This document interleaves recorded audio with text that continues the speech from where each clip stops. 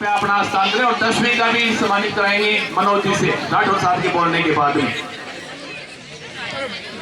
आज के गरिमापूर्ण समारोह की अध्यक्षता कर रहे हैं एक सामान्य परिवार से निकलकर अपने पुरुषार्थ से अर्जित धन में से धन देकर आने वाली पीढ़ी संस्कार में हो, शिक्षा में हो, इसके लिए कई प्रकार के जन कल्याण के काम करने वाले सम्मान्य प्रताप सिंह जी कालवी साहब, प्रताप सिंह जी चलकोई साहब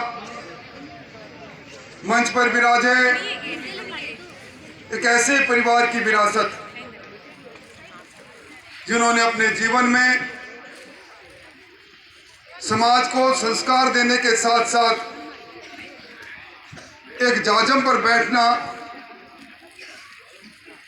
और बेटी दीपशिखा बोल रही थी कि इनके दादो साहब कहा करते थे, स्वर्गीय कल्याण सिंह जी कालवी, जोगा ने तो जग पूछे, ना जोगा ने कुन पूछे। उसी विरासत को आगे बढ़ाते हुए इनका भाषण मैंने सुना, जिस मोटिवेशन से सामने बैठे हमारे भविष्य को प्रेरित कर रही थी। ऐसी दीपशिखा जी हमारे नेता, हमारे पड़ोस के विधायक मनोज जी इस सामाजिक जाजम पर हमें जागृत करने आए। मधुसूदन जी राजपुरोहित जी, जिनकी कविता ने हम सबको झंझकार के रख दिया, राजेश जी, इस पूरे कार्यक्रम के आयोजक, संयोजक और जिन्होंने जन जागृति के लिए एक लंबी पदयात्रा की, क्षेत्रीय विकास परिषद के अध्यक्ष वीर बहादुर जी, मंच पर विराजे रतन सिंह जी सहित हमारे जनप्रतिनिधिगण, मेरे सामने विराजित इस तारानगर के गांव और कस्बों से आए हुए मोतियों से महंगे समाज के भाइयों, बुजुर्गों,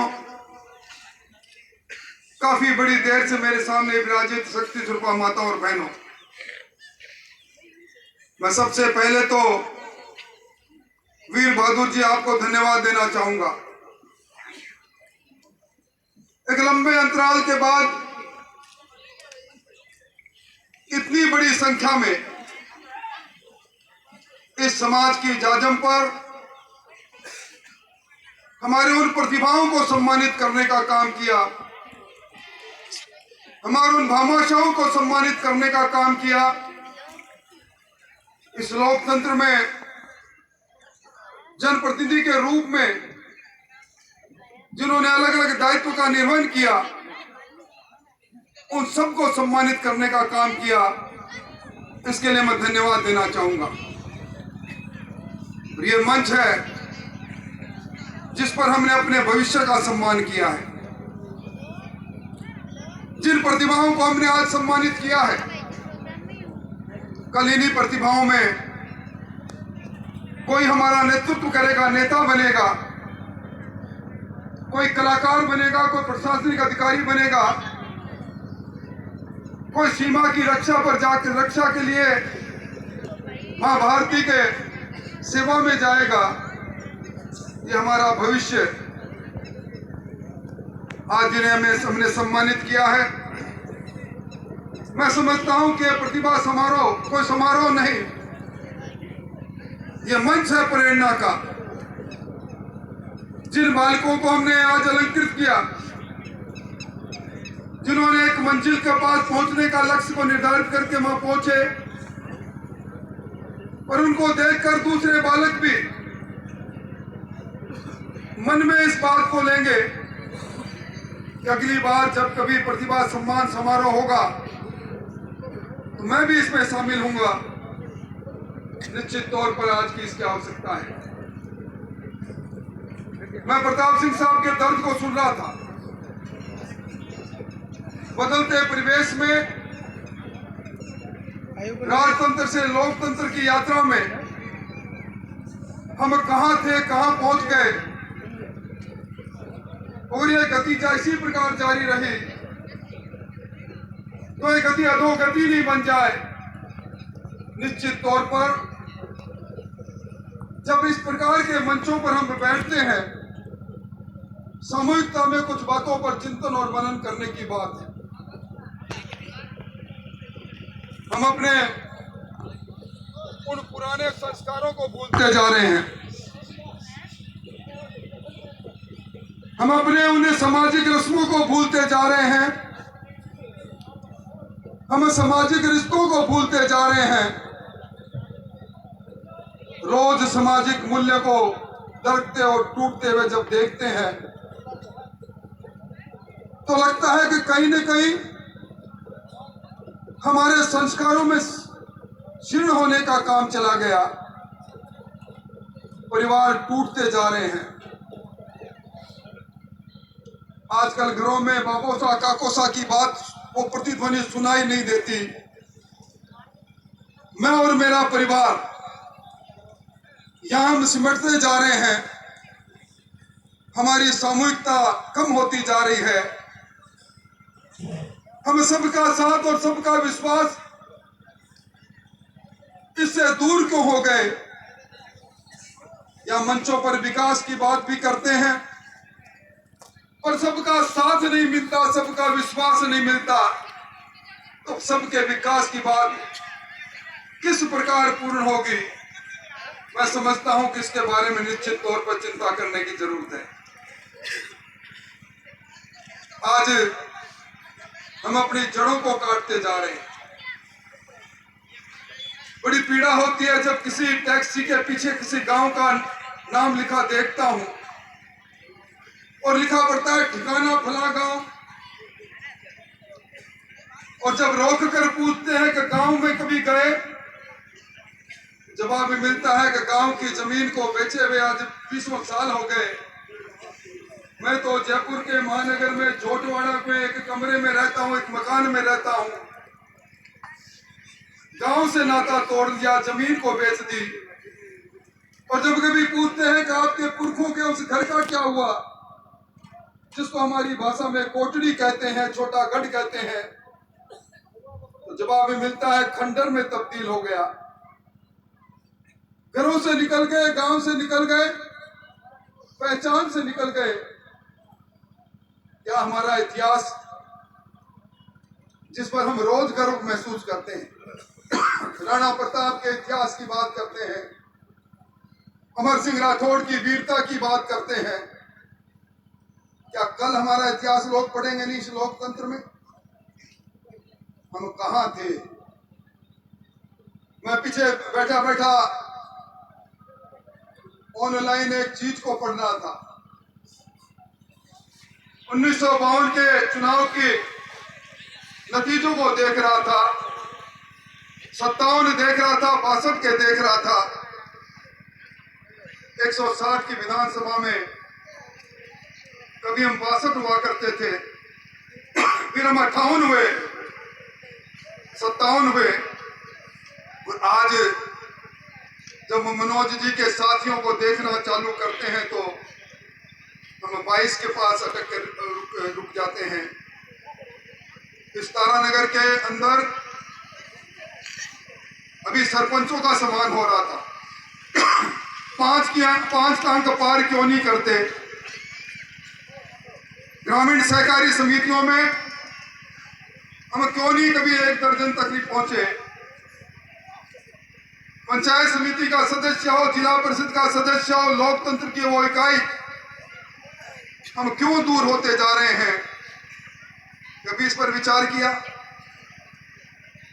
अभी मैं बैठा बैठा चित्रण देख रहा था। कितने दिन की मेहनत के बाद वीर बहादुर जी ने, इनके साथियों ने इस मंच को सजाया। रतन सिंह जी पीछे चिंता कर रहे थे, पीछे कुछ लोग आवाज कर रहे थे, और मेरे साथ बैठे लोग कह रहे थे जरा सामने नजर डालो। पुरस्कार जिनको दिया जाना है, जिनको अलंकृत किया जाना है, उससे पहले ये आवागवी का आगमन क्यों? लोग क्यों इस जगह को छोड़कर वापिस चले गए? Charity begin from home. लंबे भाषण दो, समाज की जाजम पर बात करो, उत्थान की बात करो, तरक्की की बात करो, वीर बहादुर की यात्रा को बात करो, उन 11 सूत्री बातों को जो समाज सुधारक के रूप में आपके बीच में ले गया उनकी बात करो। इधर से सुनो उधर निकाल दो। हम अगर 2 घंटे एक जगह बैठ नहीं सकते तो मैं समझता हूं कि अभी मुझे एक सामाजिक और राजनीतिक कार्यकर्ता ने कहा, कप्तान साहब ने चुनाव की बात भी कह डाली। कभी आपने सोचा कि युद्ध कैसा युद्ध होता है? कभी आपने सोचा कि तारानगर के चुनाव का इतिहास बदल क्यों गया? जरा अपने खुद की निगाह अपने अंदर बैठे मन से पूछना कि उस युद्ध के अंदर जब पूरा राजस्थान एक आदमी पर टूट रहा था, नस्ते नबूद कर रहा था, वार पर वार हो रहे थे, हम अपने घरों में अपने गांव में बैठे हुए कह रहे थे कि हमारे शेर को कौन हराएगा। पर हमने कभी पड़ोसी के पास जाकर ये नहीं कहा कि मत की पेटी से राजा निकलेगा। अरे इसमें तो हमारा साझा कर ले, तू हमारा भाई नहीं है, हमारे गांव का है। हम कहीं नहीं कहते। हमें सरदार की भूमिका में क्यों अपने आप को गुम कर रहे हैं? हमें सरदार तब कहा करते थे जब अभी मनोज जी ने जो बात कही, एक समाज नहीं सारे समाज, दुखियारा समाज हमारी ओर निगाह उठा के देखता था। हमारा नेतृत्व, हमारा नेता उसका रक्षक बनता था। पर आज की तारीख में अगर आप जाकर अपने गांव में देखना, आपको कसम अपनी अपनी जरूर देखना कि आपके गांव में क्या होली क्या दीपावली, कभी हमें एक जगह पर कभी बैठे हैं, कभी चिंता की है मेरी शादी में तू आ जाना, तेरी शादी में मैं आ जाऊंगा। क्या ये रिश्ता यहीं तक रहेगा? फिर इस लोकतंत्र के अंदर हम अपने अस्तित्व की बात करेंगे, अपने इतिहास की बात करेंगे। इसके बारे में निश्चित तौर पर विचार करने की आवश्यकता है। हम परंपराओं तो से कट गए, पर आज के युग के अनुसार युग अनुकूल नहीं हुए। दीप सका ने सही कहा, जमाना बदल गया। अब बच्चों को ऑनलाइन क्लासेस मिलती है, स्मार्ट क्लासरूम है, आर्टिफिशियल इंटेलिजेंस है, स्टार्टअप का जमाना आ गया। सारी चीजें, पूरी दुनिया की जानकारी छोटे से कंप्यूटर में कैद हो गई। हम अपने बच्चों को कितना कंप्यूटर के साथ जोड़ पाए, आधुनिक शिक्षा के साथ जोड़ पाए? क्या कभी आपने सोचा कि आप जिन नौनिहाल जो आप कल आपका भविष्य होगा वो इस छोटे से इस मोबाइल टेलीफोन पर क्या देख रहा है, क्या पढ़ रहा है? क्या कारण है कि रोज हमारे पास, मनोज जी के पास कुछ ऐसी पंचायतें आती है जिनका जिक्र समझते करने में ग्लानि महसूस होती? क्यों? अरे हम तो बड़े संस्कारवान थे। क्या कभी किसी ने सोचा कि मेरी एक बुआ भी रहती है, मेरा एक फूफो सा भी है? बात लंबी लंबी करेंगे पर अपने परिवार के साथ जुड़ने की बात नहीं कहेंगे। इसलिए मैं कहता हूं सहकार का भाव जागृत करने की आवश्यकता है। जागा तब ही सवेरा। आओ नए रास्ते की ओर बढ़े। हम जॉब सीकर क्यों हैं? हमें जॉब की आवश्यकता, इसके लिए हाथ फैला के क्यों बड़े खड़े हैं? हम जॉब क्रिएटर क्यों नहीं बने? हमें 36 कौमों को साथ लेकर इस लोकतंत्र में मत की पेटी से अपनी पहचान क्यों नहीं बनाए? आज इसकी बहुत बड़ी आवश्यकता है। तेरा और मेरा, और ये जो सामने खड़ा है, ये जो आज मंच पर भाषण देके जा रहा है, अरे इसको खुद को तो देखो।